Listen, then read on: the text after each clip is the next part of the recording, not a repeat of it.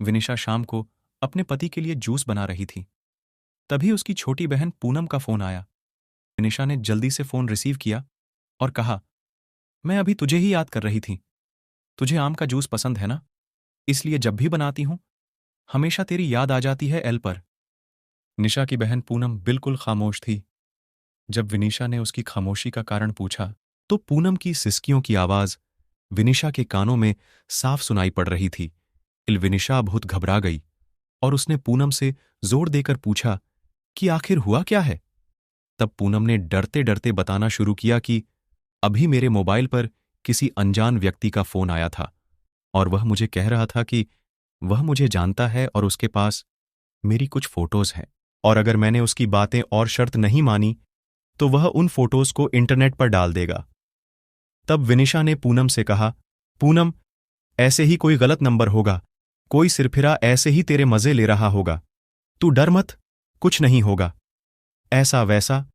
तब पूनम ने घबराते हुए कहा, दीदी मुझे उस इंसान से डर नहीं लग रहा, पर मुझे उसकी बातों से बहुत डर लग रहा है। यह कहकर पूनम रोने लगी। तभी विनिशा ने कहा, तो बताना उस इंसान ने क्या कहा है तुझे।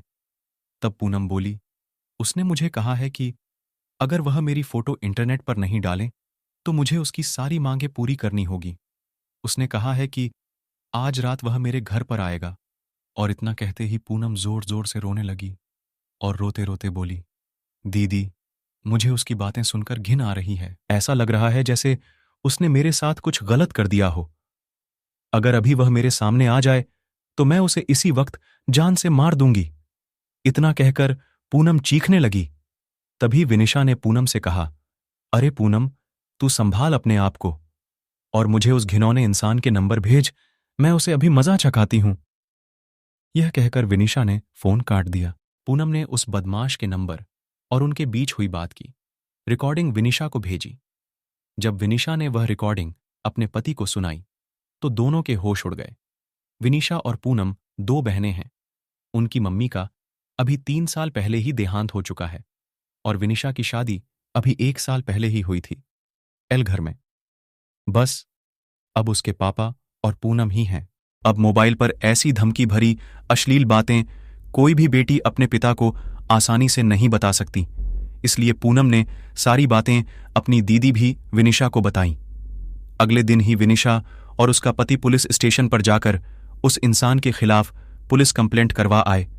बाद में जब पुलिस ने छानबीन की तो पता लगा वह लड़का पूनम के मोहल्ले का ही निकला, जो मानसिक गंदगी से पीड़ित था। उसकी सोच और उसके विचार हर एक लड़की के प्रति घिनौनी नजर रखते थे। उसे पता था कि पूनम की मम्मी का देहांत हो चुका है और वह दिन भर घर पर अकेली रहती है और वे इसका फायदा उठा सकता है, और वह लड़का अपनी बुरी नजरों और घटिया बातों से पूनम की आत्मा के साथ खिलवाड़ कर रहा था। पर बाद में जब उसे पुलिस ने पकड़ लिया तो उसे जेल की सलाखों के पीछे जाना पड़ा।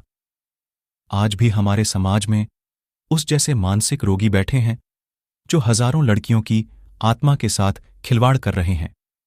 इनमें से कुछ लड़कियां तो मजबूत होती हैं, जो ऐसे रोगियों को अच्छा सबक सिखाती हैं, और कुछ लड़कियां उनसे डर जाती हैं और उनकी मांगों को पूरा करते करते उनकी घिनौनी नजरों का शिकार बनती है। मां, पर आज समय आ गया है कि ऐसे मानसिक रोगियों को हम लड़कियां ही सबक सिखा सकती हैं।